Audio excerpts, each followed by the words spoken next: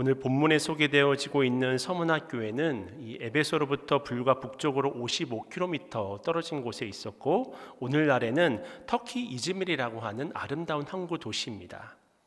그리고 요한계시록에 나와 있는 소아시아 교회 7교회 중에서 유일하게 책망을 받지 않았던 두 교회 중에 한 교회입니다.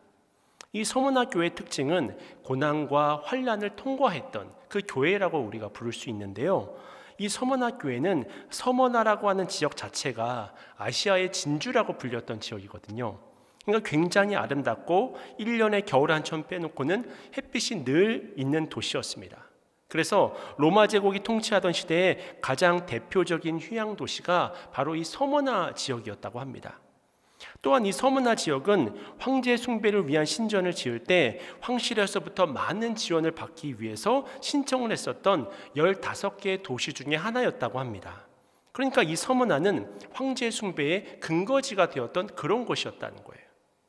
하지만 오늘 본문에 소개되고 있는 것처럼 역설적으로 이 서머나 교회 교인들은 너무나도 힘겨운 삶을 살아가고 있었습니다.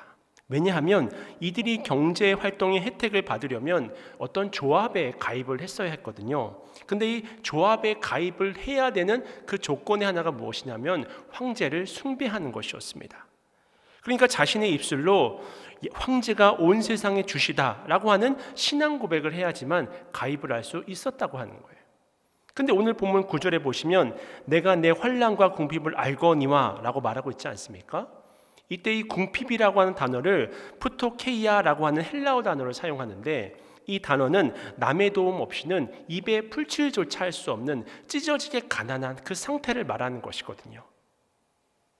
그러니까 이들은 예수님을 믿는 믿음 때문에 제대로 된 가정경제, 가정생활, 또 제대로 된 경제활동이 불가능한 그런 상태가 되었다고 하는 것입니다. 그렇다면 이런 서문학교를 향해, 그리고 오늘 살아가고 있는 우리를 위해 하나님께서는 어떤 메시지를 전해주고 계신가요? 오늘은 본문을 통해서 좀 크게 세 가지로 나누어서 좀 그 의미를 살펴보고자 하는데요. 먼저 그 첫 번째는 환난과 핍박 속에서도 우리는 하나님의 부유함을 경험해야 한다는 것입니다. 이것이 바로 우리가 이 험한 인생을 매 순간 소망 가운데 승리할 수 있는 이유가 될 것인데요, 우리 과연 그런지 오늘 본문 요한계시록 2장 9절 말씀입니다. 내가 내 환난과 궁핍을 알거니와 실상은 내가 부유한 자니라. 자칭 유대인이라 하는 자들의 비방도 알거니와 실상은 유대인이 아니요 사탄의 회당이라. 분명 풍요로웠던 서머나 지역의 상황과 달리 서머나 교회의 교인들은 고난과 핍박의 상황 가운데 처해 있었습니다. 근데 우리 주님께서는 이처럼 고난 가운데 있는 교회들을 향해서 어떤 말씀을 전해주고 계신가요? 내가 내 환난과 궁핍을 알거니와 라고 말씀하고 있지 않습니까? 무슨 말이냐면 주님께서는 너희들 서머나 교회가 얼마나 큰 환난과 고통을 당하고 있는지 다 알고 계신다고 하는 거예요. 이 말씀을 들었을 때 서머나 교회 교인들뿐만이 아니라 이 말씀을 보고 듣고 읽고 있는 우리 또한 얼마나 큰 위로를 받습니까? 사실 우리가 어려울 때 가장 먼저 드는 생각은 하나님이 내 마음을 아실까? 하나님이 과연 내 고통을 아실까? 하나님이 나의 이런 안타까운 마음을 알고 계실까? 이런 생각이 들 때가 있잖아요. 아마 서머나 교회 교인들도 그런 생각을 했었을 것입니다. 근데 주님께서 말씀하시잖아요. 내가 알고 있다고 하는 것입니다. 그리고 실상은 우리가 부유한 자라고 하는 것입니다. 이것은 믿음의 귀를 가진 자만이 알아들을 수 있는 말인데요, 그렇다면 이 부유함은 구체적으로 어떤 것일까? 히브리서 10장 32절 이하의 말씀인데요, 제가 읽어드리겠습니다. 전날에 너희가 빛을 받은 후에 고난의 큰 싸움을 견뎌낸 것을 생각하라.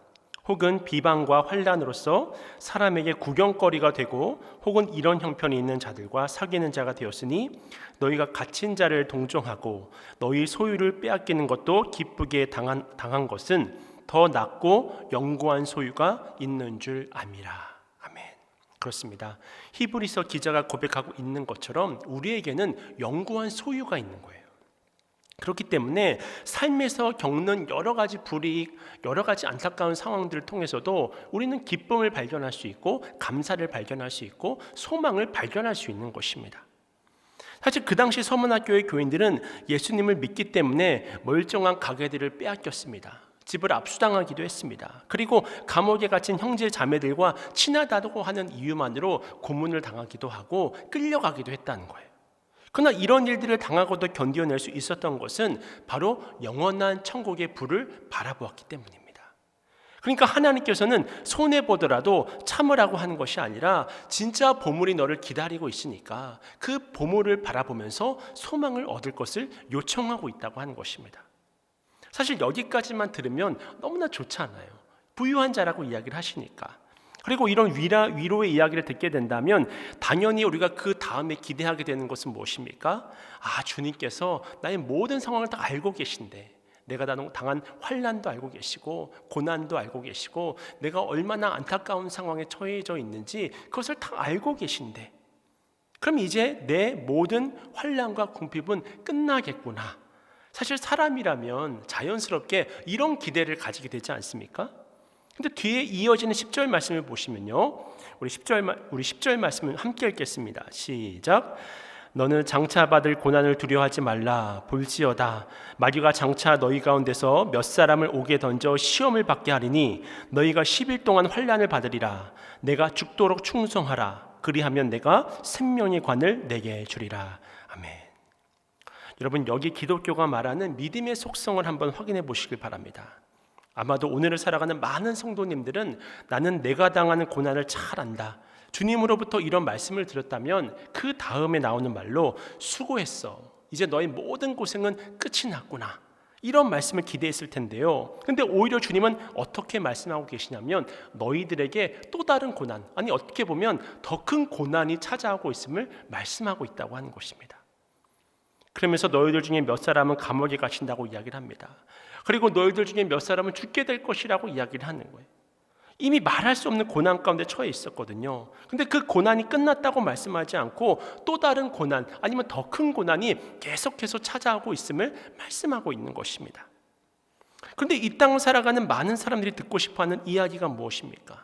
이제 고난이 끝났고요, 잠시 후에 모든 문제가 풀어질 것입니다. 이제 인생이 좀 쉬워질 것입니다. 사실 많은 사람들은 이런 이야기가 듣고 싶어서 때로는 점쟁이를 찾아가기도 하고 지성도 드리고 공도 드리고 또 덕을 쌓기도 하고요, 이런 미신이나 종교들을 믿고 있는 것이 아니겠습니까? 근데 여러분, 기독교는 그런 종교가 아니라고 하는 것입니다. 우리가 착각하지 말아야 할 것은 우리는 자꾸 진리 되신 하나님의 말씀을 우리의 욕심에 맞추려고 한다는 거예요. 하지만 그것이 아니라고 하는 것입니다. 신앙생활이라고 하는 것은 우리의 죄된 본성이 하나님의 말씀을 통해서 다스림을 받는 것이거든요. 그런 의미에서 우리는 하나님의 말씀이 말하는 일에 귀를 기울여야 됩니다. 우리의 잘못된 그 모든 기질을 뽑아내야 합니다. 헛된 욕망이 있다면 그 욕망을 하나님의 말씀 앞에 굴복시킬 수 있는 여러분들이 되시길 축원합니다. 그때서야 우리는 하나님 앞에 참된 신앙인이 될 수 있는 거예요. 그리고 이런 교회를 향해 주님이 어떻게 말씀하시는지를 귀를 기울여 보는 거예요. 8절 말씀인데요, 서머나교회 사자에게 편지하라. 처음이요 마지막이요 죽었다가 살아나신 이가 이르시되. 여러분, 이 교회의 환난과 궁핍을 우리 주님께서 너무나 잘 알고 계시기 때문에 자신의 이름을 뭐라고 말씀하시는지 아십니까? 처음이요 마지막이다 라고 말씀하고 계시는 것입니다. 이 말의 뜻은 주님이 역사의 주관자라고 하는 거예요. 주님이 그 모든 것들을 다 붙들고 있다고 하는 것입니다. 그리고 스스로를 향해서 죽었다가 다시 살아나시니 곧 사망 권세를 꺾으신 그 분이라고 하는 사실을 말씀하고 계신다고 하는 것입니다. 한번 잘 생각해 보세요. 이 땅을 살아가는 모든 인생들의 최악의 고난이 무엇이겠습니까? 여러분, 우리 그 내면의 가장 궁극적인 두려움이 무엇이겠습니까? 그것은 바로 죽음이 아니겠습니까? 근데 주님이 친히 죽음을 겪으시고 부활하신 분으로 그렇게 자신을 가르치고 계신 거예요. 그렇기 때문에 우리는 세상 사람들처럼 환경에 나아져서 위로를 받는 사람들이 아닙니다. 기독교는 여러분 절대로 그런 종교가 아닙니다.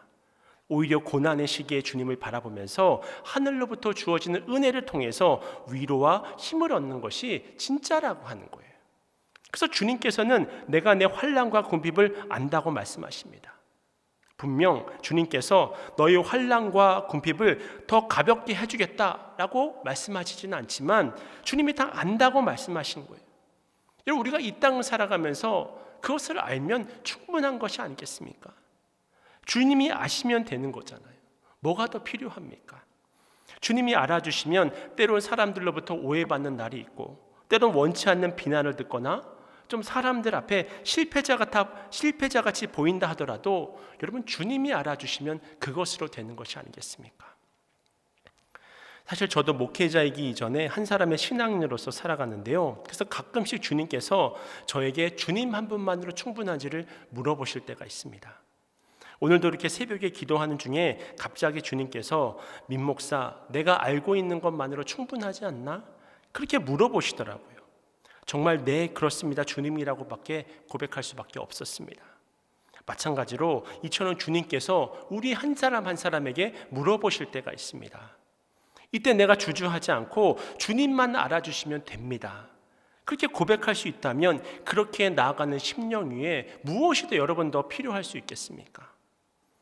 사실 이 세상을 살아가는 모든 사람들이 다 행복한 가정을 꿈꾸면서 살아가거든요. 하지만 죄가 만연하고 한계가 있는 우리들의 인생에 문제없는 가정이라고 하는 것은 없는 거예요. 또한 많은 사람들이 다 세상 가운데 높아지길 원하지 않습니까? 그것이 아니라면 세상 사람들 앞에 다 인정받기를 원하지 않습니까? 근데 안타까운 것은 그렇게 모든 사람들로부터 인정받는 인생이라고 하는 것은 애초에 불가능하다고 하는 사실입니다. 그때마다 하나님께서는 주님 한 분만으로 충분한 자리로 우리를 인도해 가시는 거예요. 왜냐하면 우리의 힘으로는, 우리의 능력으로는, 우리가 가진 환경으로는 만족이라고 하는 것이 있을 수가 없거든요. 그래서 우리는 조건과 상황에 상관없이 주님 한 분만으로 충분한 상태가 될 때 주님께서는 우리의 실상은 사실 부유한 자다라고 하는 것을 선포해 주시는 것입니다.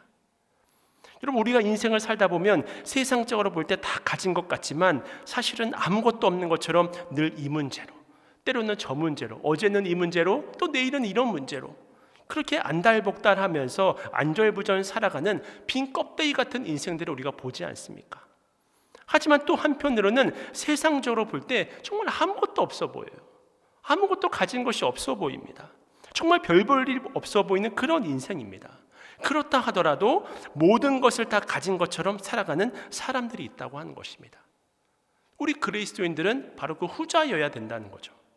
그런 의미에서 우리가 이 땅을 살아가며 남들 보기에 다 존경받을 만하고 다 가지고 있고 다 이루었으면 그것으로 성공한 인생이 맞습니까? 절대로 그럴 수가 없다는 거예요. 땅이 전부인 사람들은 그렇다고 말할 수 있는지 모르겠는데요. 하지만 우리 믿는 자들에게는 영생이 있잖아요. 이미 임한 하나님의 나라가 있지 않습니까? 이것이 진짜입니다. 주님이 우리를 보시면서 너희의 실상은 부유한 자다라고 말하도록 살아야 그것이 바로 진짜라고 하는 거예요. 여러분, 어떻게 생각하고 이웃들이 어떻게 보느냐가 진짜가 아니라 그러한 모든 것들은 다 껍데기고 주님이 뭐라고 말씀하시느냐가 진짜라고 하는 사실을 깨달으실 수 있기를 바랍니다. 여러분, 쉬운 길이 아니라 믿음의 길을 가셔야 되는 거예요. 어려워 보여도 신실하게 믿음의 길을 가야 열매가 나오는 법입니다. 근데 사람들은 자꾸 쉬운 길을 가려고 합니다. 빠른 길을 가려고 합니다. 때로는 불법을 쓰면서도, 때로는 다른 사람을 짓밟으면서도 정말 쉬운 길을 찾고자 합니다. 근데 여러분, 빠른 길은 없습니다. 쉬운 길도 없습니다. 제대로 가야 그 길이 제일 빠른 거예요. 그 사실을 여러분 깨달으셔야 합니다. 그래서 주님께서는 내가 너의 환난과 궁핍을 알고 있는데 진짜는 내가 부유한 자다라고 선포하고 있는 거예요. 이 말씀을 진리로 믿고 소망 가운데 날마다 승리하실 수 있는 여러분들이 되시길 바랍니다. 두 번째로 우리가 본문을 통해 확인할 수 있는 내용은 고난의 끝이 있음을 믿고 끝까지 주님께 충성해야 한다는 거예요. 우리 과연 그런지 앞서 본 말씀인데요. 10절을 함께 보시겠습니다. 너는 장차 받을 고난을 두려워하지 말라. 볼지어다 마귀가 장차 너희 가운데에서 몇 사람을 옥에 던져 시험을 받게 하리니 너희가 10일 동안 환난을 받으리라. 내가 죽도록 충성하라. 그리하면 내가 생명의 관을 내게 주리라. 무슨 말입니까? 틀림없이 너희들이 환난을 받게 될 것이라고 말씀하고 있습니다. 그것도 10일 동안 환난을 받게 된다고 이야기를 하고 있잖아요. 여러분, 이 시간이 절대로 짧은 시간이 아닙니다. 열흘이라고 하는 시간이 분명 긴 시간이라고 하는 거예요. 근데 제가 본문을 묵상하는데 주님께서 어떤 깨달음을 주셨냐면 이것이 긴 시간인 것은 맞습니다. 사실 그때가 언제일지도 우리는 알 수가 없습니다. 긴 시간인 것은 맞지만 그것이 중요한 것은 무엇이냐면 영원한 환난과 영원한 고통이라고 하는 것은 아니라고 하는 거예요. 분명 긴 시간은 맞지만 하지만 그 고통이 영원하지 않다고 하는 그 사실이 중요한 것입니다. 사실 우리가 어려운 일을 만날 때마다 가장 힘든 것이 무엇인가요? 끝이 안 보인다는 거잖아요. 이 고난의 끝이 있을까? 이 고난이 언제 끝날까? 그런 생각이 들 때 참 힘들지 않습니까? 근데 오늘 본문에서 주님이 말씀하시는 거예요. 앞으로 열흘 동안 고난이 있을 것이다. 그런데 처음이요 마지막이신 역사의 주관자 하나님께서 그 시간의 시작과 또 그 시간의 마침을 정해 놓으셨다고 하는 거예요. 그래서 그 마침이 우리가 기대하는 것만큼 짧지 않을지 모르지만 반드시 그 끝이 정해져 있음을 깨달으라고 하는 것입니다.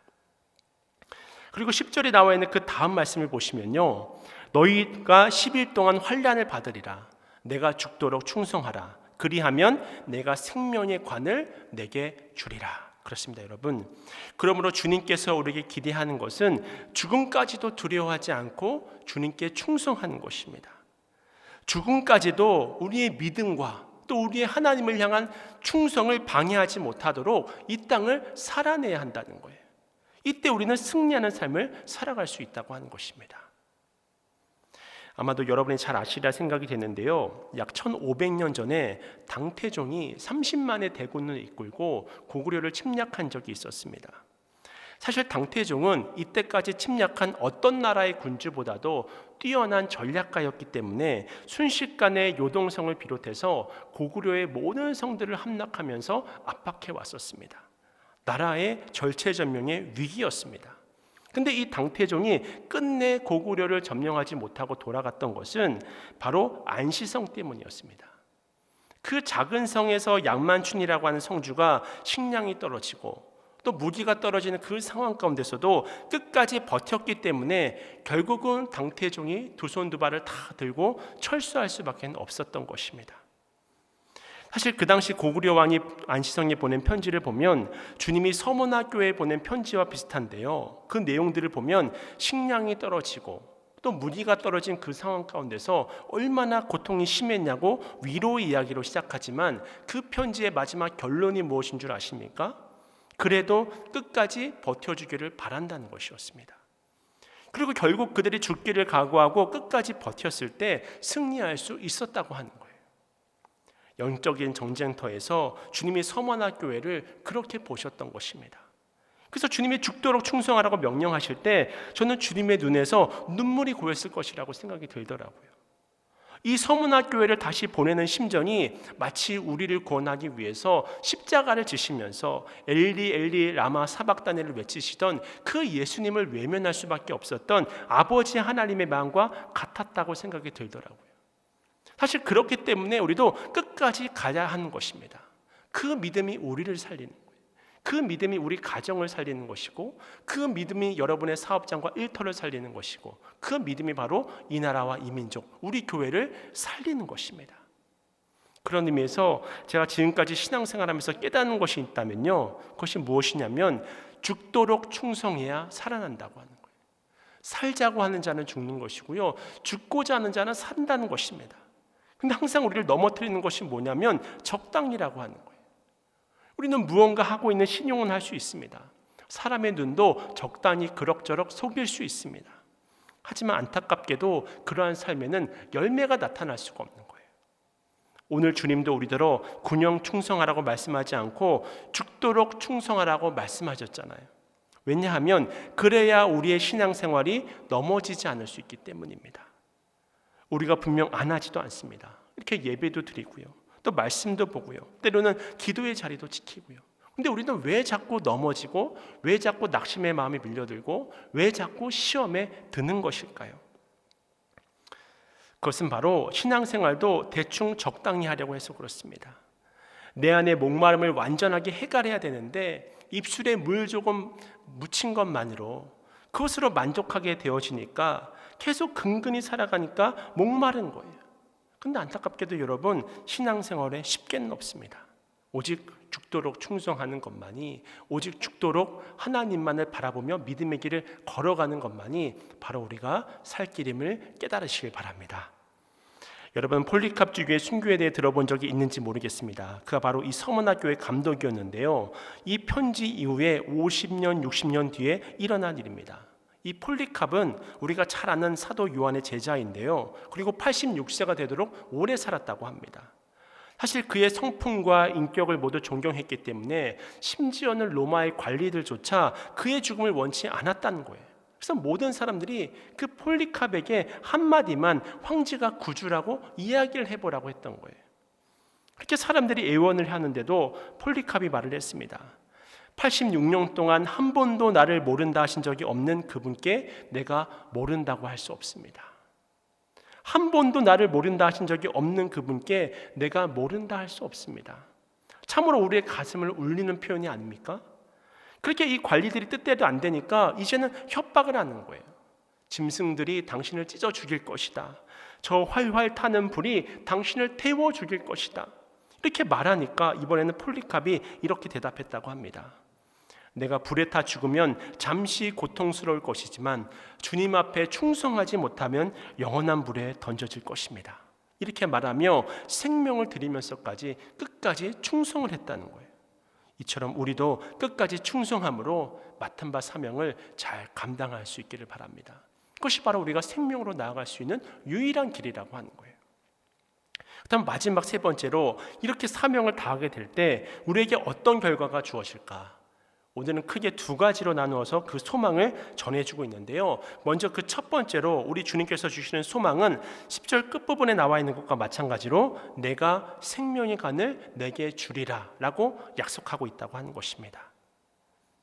무슨 말입니까? 우리가 죽으면 생명의 면류관을 받게 된다는 거예요. 여기서 면류관을 의미하는 헬라어는 그 당시 가장 격렬한 경기를 치르고 우승한 자들에게 주는 면류관입니다. 면류관 자체라고 하는 것은 사실 값이 얼마 안 나가지만 그 의미라고 하는 것이 참 대단한 것이지 않겠습니까? 전도시의 영웅인 거예요. 면류관은 가진 자는 그 도시의 영웅으로 살아가는 것입니다. 야고보서 1장 12절 말씀인데요, 시험을 참는 자는 복이 있나니 이는 시련을 견디어낸 자가 주께서 자기를 사랑하는 자들에게 약속하신 생명의 면류관을 얻을 것이기 때문이라. 아멘. 여러분, 많은 사람들이 죽으면 그것으로 끝이라고 생각합니다. 하지만 죽어도 절대로 끝이 아닙니다. 우리 주님께서는 죽도록 충성하는 자에게 생명의 면류관을 씌워주시겠다고 약속하고 계시는 거예요. 여러분, 절대로 고난이 끝이 아닙니다. 죽음이 끝이 아닙니다. 영생이 기다리고 있고 우리에게는 생명이 예배되어져 있는 거예요. 분명 우리가 세상적인 눈으로 보면 서문화교회 교인들처럼 불쌍한 사람들이 없습니다. 그러나 우리가 영적인 눈을 뜨고서 보면 거꾸로라고 하는 것이죠. 로마의 권세자들처럼 하나님 없이 살아가는 사람들처럼 불쌍한 사람들이 없고, 오히려 서문화 교인들처럼 참 안타까운 삶을 살아가는 것처럼 보이지만 그 사람들만큼 영광스러운 인생을 살아가는 사람들이 없다고 하는 것입니다. 주님께서는 영혼의 눈으로 바라보라고 하십니다. 그런데 이 생명의 면류관이 최후 심판날에만 받는 것은 아닙니다. 우리가 살아가면서 죽을 것 같은 고통을 견뎌내면서 충성하면 우리 주님께서 친히 영적으로 회복시켜 주시고 기쁨도 주시고 감사한 마음도 주시고, 때로는 우리를 돕는 자도 붙여주시고 물질적으로도 채워주시고, 때로는 육신의 치유도 경험하게 해주시고, 또 그렇게 새로운 축복의 자리로 이끌어 가시는 것입니다. 이 사실을 믿음으로 나갈 때 우리는 날마다 승리하는 삶을 살아갈 수 있는 것입니다. 그리고 이어지는 두 번째 소망은 둘째 사망의 해를 받지 않는다는 것인데요, 11절의 말씀을 제가 읽어드립니다. 귀 있는 자는 성령이 교회들에게 하시는 말씀을 들을지어다. 이기는 자는 둘째 사망의 해를 받지 아니하리라. 아멘. 여기서 말하는 둘째 사망이 무엇일까? 요한계시록 20장 12절에서부터 15절까지의 말씀입니다. 또 내가 보니 죽은 자들이 큰 자나 작은 자나 그 보좌 앞에 서 있는데 책들이 펴 있고 또 다른 책이 퍼졌으니 곧 생명책이라. 죽은 자들이 자기 행위를 따라 책들에 기록된 대로 심판을 받으니 바다가 그 가운데에서 죽은 자들을 내주고 또 사망과 음부도 그 가운데에서 죽은 자들을 내주매 각 사람이 자기 행위대로 심판을 받고 사망과 음부도 불못에 던져지니 이것은 둘째 사망 곧 불못이라. 누구든지 생명책에 기록되지 못한 자는 불못에 던져지더라. 그렇습니다. 둘째 사망이라고 하는 것은 육신의 죽음이 아니라고 하는 거예요. 이것은 영혼의 죽음입니다. 하나님의 최후 심판을 받을 영혼의 죽음이 로마의 박해자들을 기다리고 있으니 불쌍한 것은 너희들이 아니라 그들이라고 지금 말씀하고 계시는 거예요. 그래서 주님께서 말씀하시는 두 번째 소망이 무엇입니까? 여러분과 저는 여기 있는 그 누구 하나 예외 없이 바로 육신의 장막이 무너지는 첫 번째 사망을 다 경험하게 되어 있습니다. 이 몸을 가지고는 주님 품에 안길 수가 없습니다. 변화된 몸을 덧입거나 몸을 벗어야 주님께 가는 것이거든요. 그래서 아무리 신실한 성도도 육체가 무너지는 첫 번째 사망을 모두가 경험해야 하는 것입니다. 그러나 생명도 아끼지 아니하고 주님 앞에 충성스럽게 사는 자에게는 절대로 둘째 사망이라고 하는 것이 우리를 만질 수도 건드릴 수도 없는 거예요. 손댈 수가 없는 것입니다. 그렇습니다, 여러분. 이 땅에서의 삶이 전부가 아닙니다. 이 사실을 꼭 기억하셔야 합니다. 주님 한 분만으로 만족하시면서 참 부유한 자로 살아가실 수 있기를 축원합니다.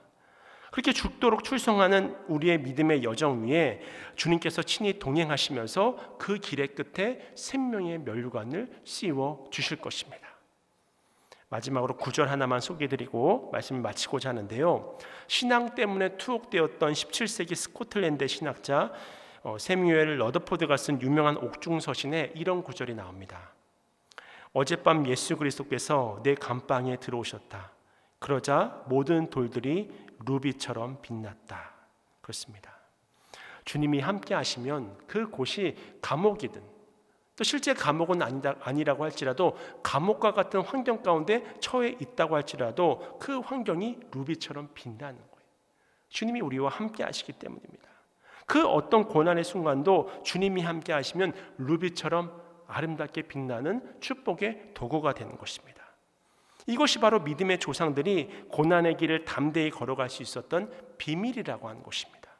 바라기는 이런 믿음으로 주어진 삶의 모든 순간에 늘 승리하는 삶을 살아가시길 바랍니다.